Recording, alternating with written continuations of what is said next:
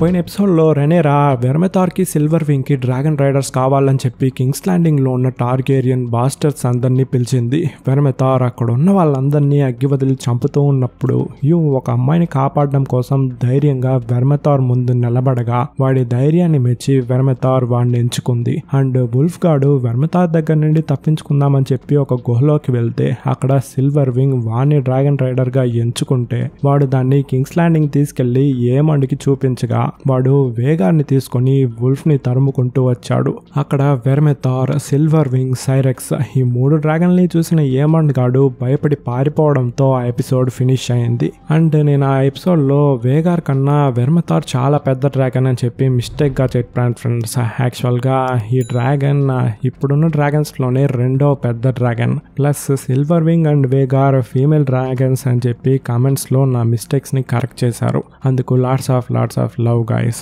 Fast గా videos చేయడం వల్ల కొన్ని మిస్టేక్స్ వస్తున్నాయి. ఈ ఎపిసోడ్ లో కూడా ఏమైనా మిస్టేక్స్ వస్తాయి కామెంట్స్ లో చెప్పండి, మిగతా వాళ్ళు చూసి తెలుసుకుంటారు. ఓకే, ఇప్పుడు వీడియోలోకి వెళ్దాం. ఏమన్ టైలన్ లానిస్టర్ ని టైరార్కీతో మాట్లాడి వాళ్ళ ఆర్మీని ఇక్కడికి తీసుకురమ్మని చెప్పి లాస్ట్ ఏదో ఒక ఎపిసోడ్ లో చెప్పుంటాడు కదా, వాళ్ళతో మాట్లాడడానికి ఎసోస్కే వచ్చినాడు. అక్కడున్న ఆ రాజులు వాళ్ళ ఆర్మీని పంపి హెల్ప్ చేయాలంటే ఒక 100 డ్రాగన్ శిల్పాలని గోల్డ్ తోనే తయారు చేసి ఇవ్వండి. లానిస్టర్స్ కూర్చునే కుర్చీ దగ్గర నుండి బాత్రూమ్ లో వాడే బకెట్ దగ్గర వరకు గోల్డ్ లోనే ఉంటుందని చెప్పి మేము విన్నాము అని చెప్పారు. అందుకు టైలాండ్, మేము ఇప్పుడు యుద్ధంలో ఉన్నాం కాబట్టి మీరు చెప్పిన గోల్డ్ అన్ని యుద్ధంలో ఉన్న వీరులకే ఖర్చు అవుతుందని చెప్పి మీకు తెలుసుగా, మీరు అడిగినంత గోల్డ్ ని మేము ఇవ్వలేము అని చెప్పాడు.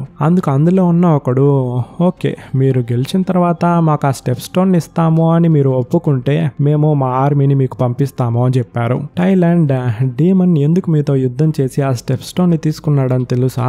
మీ యొక్క సముద్రపు దొంగలు అక్కడ షిప్స్ ని దాచిపెట్టి మా ఊరి అమ్మాయిల్ని బానిసలుగా తీసుకెళ్లడం, ఆ దారిన వెళ్లే మా షిప్స్ లో ఉన్న ధాన్యాల్ని ధనాల్ని తీసుకోవడం, ఇలాంటివన్నీ చేసినందుకే ఆ స్టెప్ స్టోన్ ని తీసుకున్నాము. అందుకు వాడు, ఒకవేళ ఆ రాజ్యాన్ని మీరు మాకే ఇచ్చేస్తే అలాంటివేమీ మేము చేయము, ఆ మార్గంలో వెళ్లే షిప్స్ మాత్రం కొంత వరి వేసి సంపాదించుకుంటామంటే అని చెప్పగా, టైలాండ్ వెస్టోస్కి రావడానికి ఆ సముద్రంలోనే రావాలి, అక్కడ మీరు వరి ఎక్కువగా పెంచేశారు అంటే ఇక్కడ అత్యవసరమైన వస్తువులకు ధరలు పెరుగుతుంది. అందుకు వాడు, ఇప్పుడు మీరు ఆహారానికి అలమటిస్తూ కరువు కాటకాల్లో ఉన్నారు కదా, దీనికన్నా అదేం పెద్ద విషయం కాదు అని చెప్పగా టైలాండ్ అందుకు ఒప్పుకున్నాడు. మా మహారాజైన ఏమండికి మాత్రం నేను ఇక్కడ ఈ విషయానికి ఒప్పుకునింది తెలిస్తే నా చేతులే నరికేస్తాడు అని చెప్పి బయలుదేరుతూ ఉన్నప్పుడు అందులో ఉన్న ఇంకొకడు, మేము పంపించే వీరులతో నువ్వు ఏమన్నే ఓడించి ఆ సింహాసనంలో నువ్వు కూర్చోవచ్చు అని చెప్పాడు. టైలాండ్ గాడు లైట్ గా నవ్వి వెళ్తూ ఉన్నాడు. వాడికి ఆ ఆశ ఉన్నట్టుంది.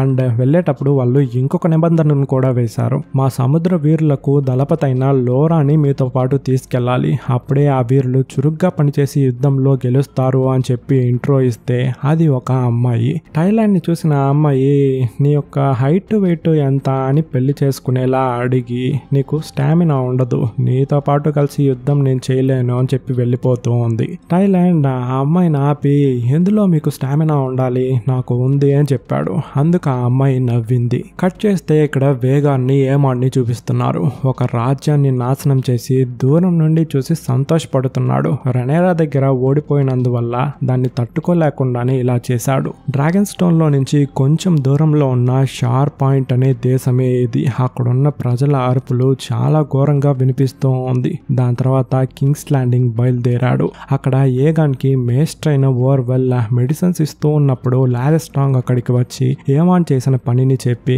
మనం కొంతకాలం అజ్ఞాతంలోకి వెళ్ళాలి ప్రభు, రెనేరా దగ్గర 7 డ్రాగన్స్ కి డ్రాగన్ రైడర్ దొరికారు అని చెప్పగా ఏగాన్ అది అసాధ్యం అని చెప్పాడు. అందుకు లారిస్, నేను కూడా మీలాగే నమ్మలేదు ప్రభు, కానీ ఏమాండ్ ఆ 3 డ్రాగన్స్ ని చూసి పారిపోయి వస్తున్నాడన్న వార్త వినిన తర్వాత నమ్మాల్సి వచ్చింది అని వాడి పక్కన కూర్చొని, ఇలాంటిదేదో ఒకటి జరుగుతుందని నాకు తెలుసు ప్రభు, అందుకే నా దగ్గర హ్యారన్ హాల్ లో ఉన్న బంగారాన్ని అన్నిటిని తీసుకెళ్లి బ్రావోస్ లో ఉన్న బ్యాంక్ లో వేసి పెట్టాను, ఇక్కడ యుద్ధం ముగిసేదాకా మనం బ్రావోస్ లోనే ఉండొచ్చు అని చెప్పాడు.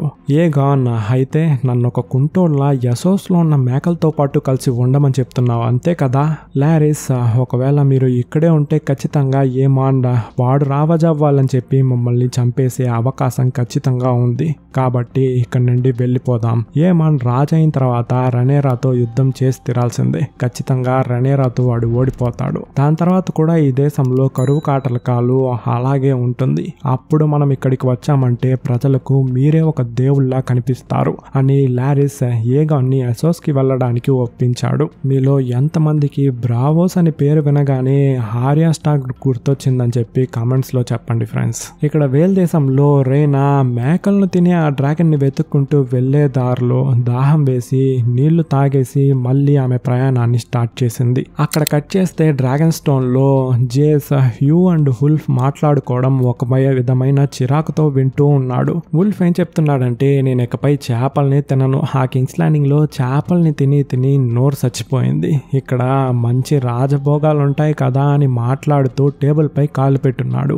జేస్ ఆ టేబుల్ పై నుంచి ఫస్ట్ కాలితే నిన్ను ఇక్కడికి ఎవరు అనుమతించింది? వుల్ఫ్ ఇక్కడికి నేనే వచ్చాను. టేబుల్ పై నుంచి అంతా కాలు తీయడం కుదరదు.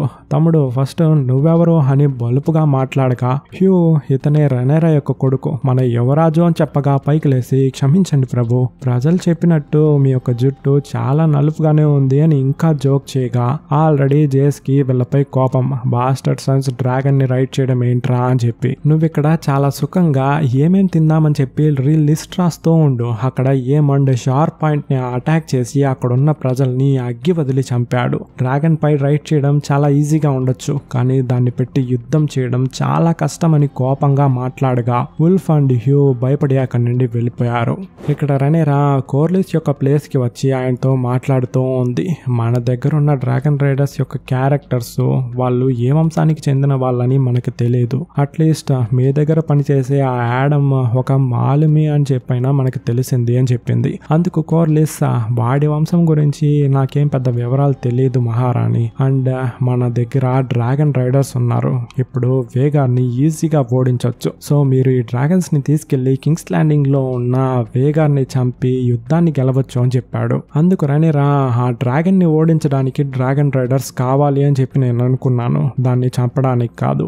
అలా నేను యుద్ధానికి వెళ్తే చాలా మంది అమాయక ప్రజలు చనిపోతారు. అండ్ మీ యొక్క సీ స్నేక్ ఎలా ఉంది అని వెనుకలున్న బోట్ ని చూసి అడిగింది. యాక్చువల్ గా కోర్లిస్ కి సీ స్నేక్ అని పేరు వచ్చిన దానికి కారణం వెనుకలున్న ఆ బోట్ యొక్క పేరు వల్లే. అందుకు కోర్లిస్ ఇకపై ఆ బోట్ పేరు సీ స్నేక్ కాదు, చనిపోయిన నా యొక్క రాణిన రేణిస్ గుర్తుగా రానవ్వలేని రాణి అని పేరు పెట్టబోతున్నాను అని చెప్పాడు. మీరు గ్రీన్స్ పై చాలా దయ చూపిస్తున్నారు మహారాణి, కానీ వాళ్ళు అలా కాదు. లానిస్టర్స్ ఒకవైపు, హైటవర్స్ ఒకవైపు ఆర్మీతో ఇక్కడికి రాబోతున్నారు. అలా వస్తే మేము వీరులను పెట్టి వాళ్ళని ఓడించే అంత సత్తా మాకుంది, కానీ మనకి అడ్వాంటేజ్ ఉన్నప్పుడే మనం ముందడుగు వేయాలి.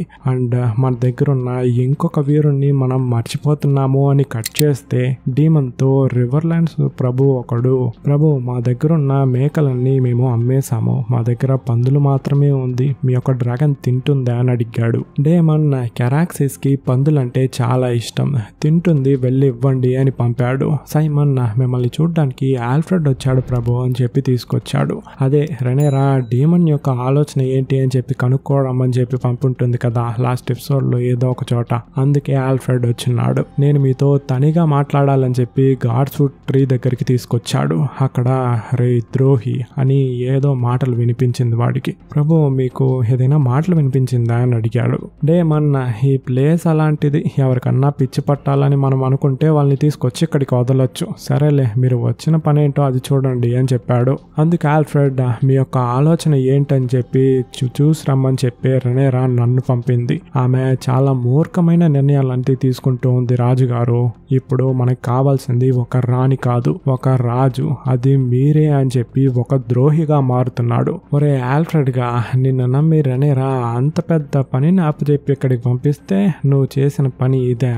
డేమన్ వాడికి ఏ సమాధానము చెప్పకుండా అక్కడి నుండి వెళ్ళిపోయాడు. ఈ విషయాన్ని సైమన్ గాడు దొంగచాటుగా నిలబడి చూసేసి ఇది నాకు కరెక్ట్ అనిపించడం లేదే అని చెప్పి అక్కడి నుండి వెళ్ళిపోయాడు. అక్కడ కట్ చేస్తే కింగ్స్ ల్యాండింగ్ లో ఏమంటో ఒక మినిస్టర్ టార్గేరియన్ బాస్టర్స్ ఇక్కడ నుండి మళ్ళీ తీసుకెళ్లడానికి కొన్ని బోట్స్ వచ్చున్నాయి అని మనకు సమాచారం అందింది ప్రభు.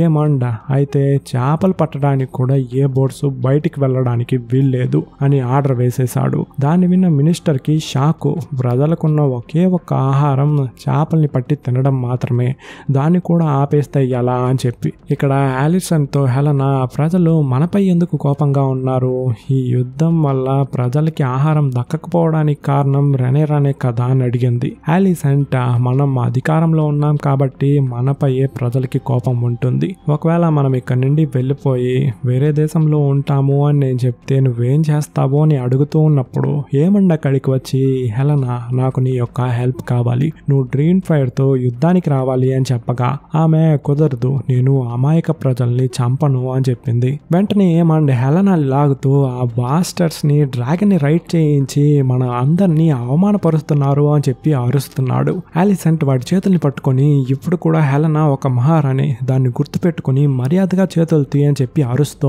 ఉంది. మీరెలా బలహీనంగా ఉన్నారో అలాగే మీ కూతుర్ని కూడా తయారు చేస్తున్నారమ్మా, ఇప్పుడు మనం ప్రమాదంలో ఉన్నాం, మీకు అర్థమవుతుందా లేదా అని చెప్పి వాడు ఒక పక్క అరుస్తున్నాడు. ఆలిసెంట్ నాకు అర్థమవుతుందిలే, ఆ ప్రమాదం వల్లే నా షార్ప్ పాయింట్ లో ఉన్న అమాయక ప్రజల్ని నువ్వు చంపింది, లేక నువ్వు ఓడిపోయావని చెప్పి బాధతో అలా చేసావా అని అడగ్గా హెలెనాని వదిలేశాడు. అమ్మా నేను ఇప్పుడు చేయబోయేది పదవుల కోసం కాదు, ఆ డ్రాగన్స్ కానీ ఇక్కడికి వస్తే మనం అసలు ప్రాణాలతోనే ఉండము, అందుకే ఇలా చేస్తున్నాను అని చెప్పాడు. అందుకే ఆలిసెంట్ యుద్ధాన్ని మనం సరైన మార్గంలోనే చేయాలి, ఇలా కాదు అని చెప్పి ఏమన్ని పంపించి మేస్టర్ దగ్గరికి వెళ్ళి నేను ఇక్కడ నుండి డ్రాగన్ స్టోన్ కి వెళ్ళాలి, ఎవ్వరికీ తెలియకుండా, మీకు ఏదైనా మార్గం తెలుసా అని అడిగింది. కట్ చేస్తే ఇక్కడ ఆలిసెంట్ యొక్క కర్చీఫ్ ని చూసి క్రిస్టన్ ముద్దు పెట్టుకుంటూ ఉన్నాడు. వెంటనే గ్వెన్ మీరు ప్రతిజ్ఞ చేసింది మర్చిపోయారా తలపతి గారు, రాణితో మీరు అలా ఉన్నందుకు వాళ్ళకి నైట్స్ వాచ్గా నేను పంపివ్వగలను.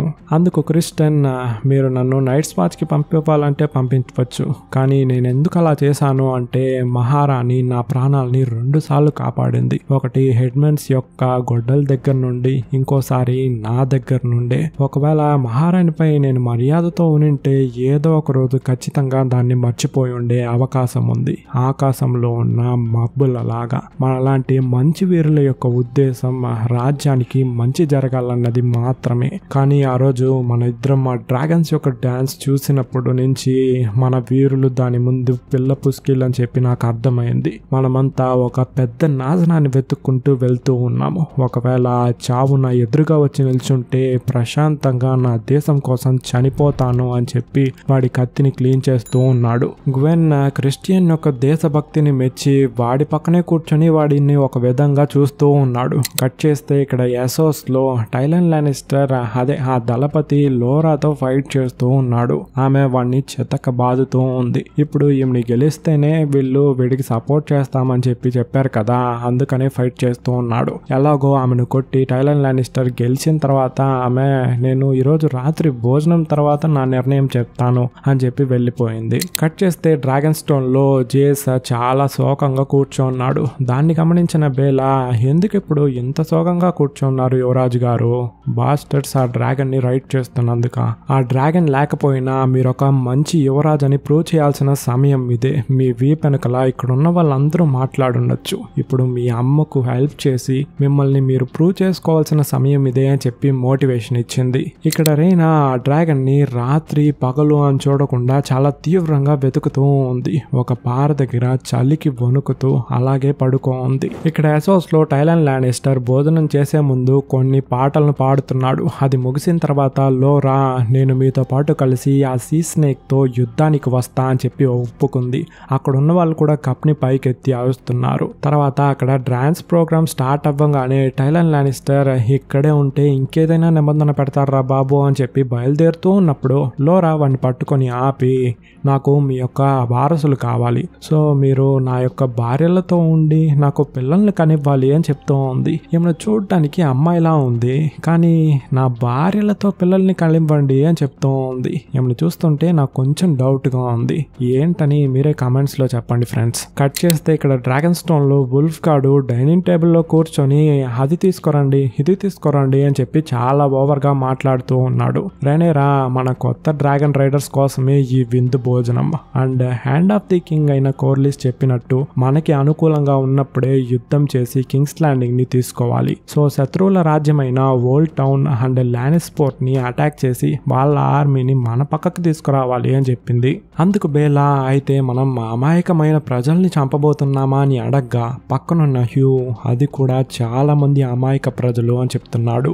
జేఎస్కి ఆ డిసిషన్ నచ్చి ఇది కష్టమే అయినప్పటికీ మనం దాన్ని చేసి తీరాలి అని చెప్పాడు. రెనేరా నేను యుద్ధం వద్దు వద్దు అని చెప్పి ఇలాగే వదులుకుంటూ వెళ్తూ ఉంటే ఈ యుద్ధం చాలా సంవత్సరాలు కొనసాగే అవకాశం ఉంది. సో నేను దీన్ని చేసి తీరాలి అని చెప్తూ ఉన్నప్పుడు యాడమ్ బేగార్ గురించి చెప్పండి అని అడిగాడు. అందుకు రెనేరా అది చాలా బలమైన డ్రాగన్ అని చెప్పి ముగించేలోపు వుల్ఫ్ దాన్ని నేను తనీగానే ఎదిరించి గెలిచేయగలను మీరెవ్వరూ లేకుండానే. ఒరే సర్వెంట్స్ నేనేదో మాంసం చెప్పాను కదా ఇంకా తీసుకురాలేదేంటి అని చెప్పి అరుస్తున్నాడు. రెనేరా బా ఈ దోమ ఒకటి కొట్టి చంపేద్దామా అనే ఆలోచన ఉంది కానీ వాడి హెల్ప్ కావాలి కదా అందుకని సైలెంట్ అయిపోయింది. అప్పుడు మేస్టర్ అక్కడికి వచ్చి హ్యారన్ హాల్ నుండి ఒక రేవన్ వచ్చింది అని చెప్పగానే డేమన్ నుంచా అని ఆత్రుతగా అడగ్గా అందుకు ఆయన సైమన్ దగ్గర నుండి రాణిగారు డేమన్ ఒక పెద్ద ఆర్మీని తయారు చేశాడు కానీ మీకు ఆయన ద్రోహం చేయబోతున్నాడు అనే డౌట్ సైమన్ కున్నట్టు ఉత్తరంలో ఉంది అని చెప్పగా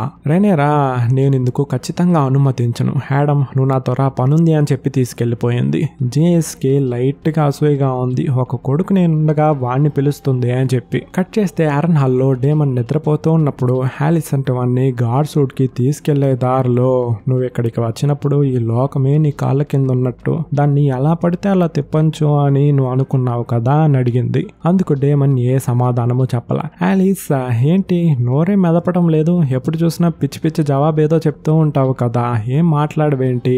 అందుకు డేమన్ ఇక మీదట నీతో ఓవర్ గా మాట్లాడబోయేది లేదు అని చెప్పగా ఆలిస్ నన్ను భలే అర్థం చేసుకున్నావే అని చెప్పి డేమన్ చేతుల్ని తీసి చెట్టుపై పెట్టగా వాడికి 3-eyed రేవను అడవిలో నైట్ కింగ్ యుద్ధంలో చనిపోయిన డ్రాగన్స్ కింద పడిపోయిన డ్రెడ్స్ అండ్ నిప్పులో ఉన్న 3 డ్రాగన్ గుడ్లు బూడిదలో నుంచి లేసే మన డనేరియస్ డార్లింగ్ ని చూపిస్తున్నారు. దాన్ని చూస్తున్న మనకి సీట్ లో నుంచి పైకి లేసి విజిల్ చేయాలనిపిస్తూ ఉంది కానీ మనం చూసేది మొబైల్ ఫోన్ లో. తర్వాత రెనేరా ఆ యంత్రంలో కూర్చున్నట్టు కనిపించింది. వెనుకల హెలనా ఇవన్నీ ఒక కథ ఆ కథలో మీ యొక్క పాత్ర ఏంటని ఇప్పుడు మీకు అర్థమై ఉంటుంది ఏం చేయాలని కూడా తెలుసుంటుంది అని చెప్పింది.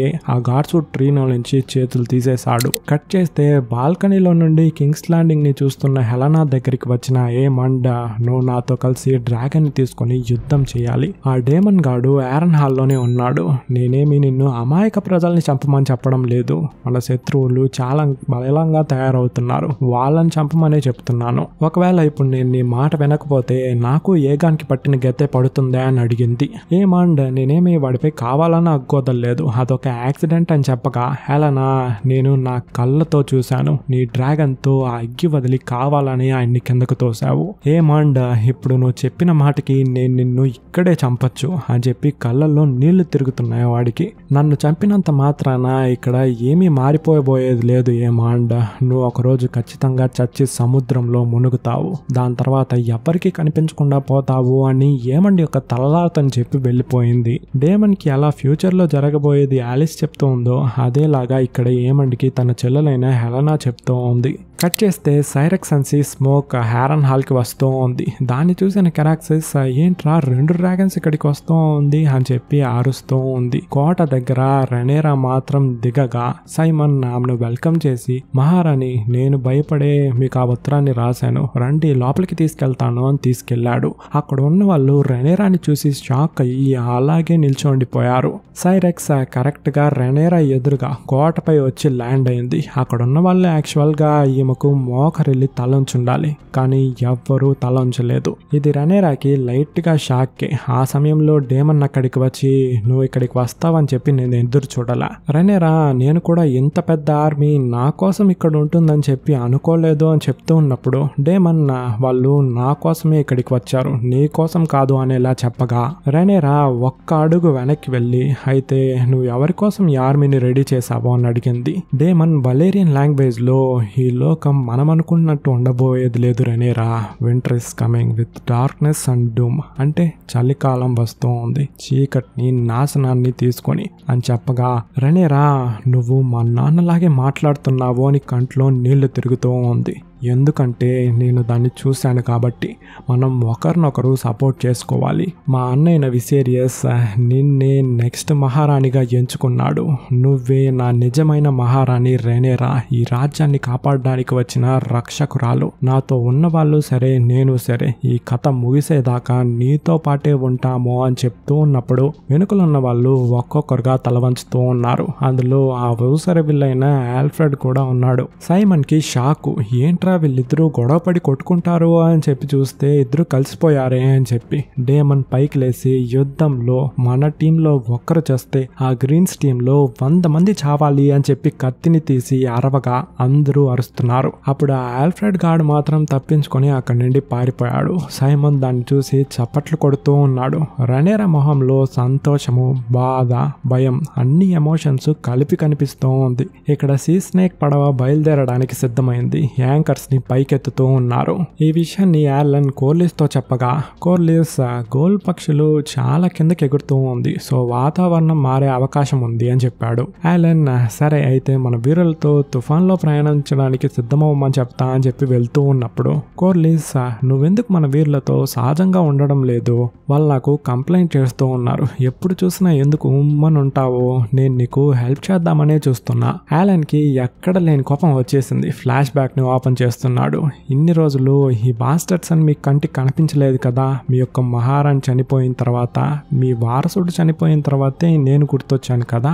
ఒక బాస్టర్డ్ గా నేను ఎంత కష్టాన్ని అనుభవించానని మీకు చెప్పినా అర్థం కాదు. అర్థమయ్యే అవకాశమే లేదు. కోట లోపల చలికి అగ్గిమంట వేసుకొని ఈ స్వీట్ తిందామా లేక ఆ మాంసం తిందామా అని చెప్పి మీరు చూస్ చేసుకుంటూ ఉండేవాళ్ళు. కానీ నేను ఒక్క పూట అన్నం కోసం చేపల మార్కెట్లో రేయి పకలు కష్టపడి ఒక్క పూట అన్నం తినేవాడిని. ఈ యుద్ధం అయిపోయిన తర్వాత నేను మళ్ళీ ఆ జీవితానికే వెళ్ళబోతున్నాను. మీతో కలిసి ఉండబోయేది లేదు అని చెప్పి వెళ్ళిపోయాడు. ఇక్కడ రైనా రాత్రనక పగలనక వెతుక్కుంటూ వచ్చిన ఆ డ్రాగన్ ని ఆకాశంలో ఎగరడం చూసి దాని సమీపంలో వెళ్ళడానికి ట్రై చేస్తూ ఉంది. కట్ చేస్తే ఇక్కడ రెనేరాతో విసేరియా డ్రాగన్ ని ఎగురుతూ ఉండడం చూస్తూ, ఎవ్వరూ కలలో కూడా చేయలేని విషయాన్ని మీరు చేశారు, అందుకైన బహుమతే ఇక్కడ మనం చూస్తున్న ఈ విషయం. దేవుడు విజయానికైన దారిని మీ చేతిలోనే పెట్టారు అని చెప్పింది రెనేరా. కానీ విజయాన్ని దక్కించుకోవాలంటే యుద్ధం చేయాలి. చాలా మంది అమాయక ప్రజలు చనిపోతారు. మిసేరియా, మీరు ఎంత న్యాయమైన వాళ్ళు అని చెప్పి ప్రజలకు తెలుసు.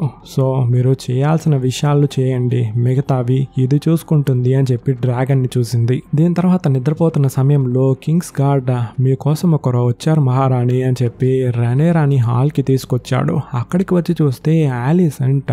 దాన్ని చూసిన రెనేరాకి షాకు. ఫస్ట్ ఎపిసోడ్ లో రెనేరా యుద్ధం చేయడం వద్దు, అమాయక ప్రజలు చనిపోతారు అని చెప్పి ఆలిసన్ దగ్గరికి అడగడానికి కింగ్స్ ల్యాండింగ్ ఎలా వెళ్ళిందో అదేలాగా ఆలిసెంట్ ఇప్పుడు డ్రాగన్ స్టోన్ కి రెనేరాని చూడడానికి వచ్చి ఏమాండ్ క్రిస్టన్ కోల్ తో జాయిన్ అవ్వడానికి రివర్ ల్యాండ్స్ వెళ్ళబోతున్నాడు. అప్పుడు కింగ్స్ ల్యాండింగ్ లో రానైన హెలనానే ఆ సింహాసనంలో కూర్చుంటుంది. సో మీరు ఆ సమయంలో అక్కడికి వచ్చారు అంటే కోట తలుపుల్ని తెరవమని నేను ఆజ్ఞాపిస్తాను. మీరు ఆ సింహాసనంలో కూర్చోవచ్చు. యుద్ధము చేయాల్సిన అవసరం లేదు, అమాయక ప్రజలు చావరు అని చెప్పింది. రెనేరా అయితే ఏగాన్ ఎక్కడున్నాడు అని అడిగింది. వాడు ఒళ్ళంతా గాయాలతో చాలా భయంతో ఉన్నాడు. ఇంకా వాడి అమ్మైనా నా మాట వాడు వింటాడు, అవసరమైతే నీ ముందు తల వంచమని కూడా చెప్తాను అని చెప్తూ ఉన్నప్పుడు రెనేరా, నువ్వు ఇంకా మీ కొడుకైనా ఏగాన్ని కాపాడుతున్నావు కదా ఆలిసెంట్. నేను ఆ సింహాసనంలో ఎక్కాలంటే నాకు వ్యతిరేకంగా ఉన్న వాళ్ళని చంపి తీరాల్సిందే, ముఖ్యంగా ఏగాన్. వాడి తల నరకాల్సిందే. దాన్ని నువ్వు ఆపడానికి ఎంత ప్రయత్నించి నాకు కుదరదని చెప్పి నీకే తెలుసు. సో ఇప్పుడు నువ్వే నిర్ణయం తీసుకోవాలి. నా కొడుకు చనిపోయినందుకు ఇప్పుడు నీ కొడుకు యొక్క చావు, అందుకు నువ్వు ఒప్పుకుంటావా అని అడిగింది.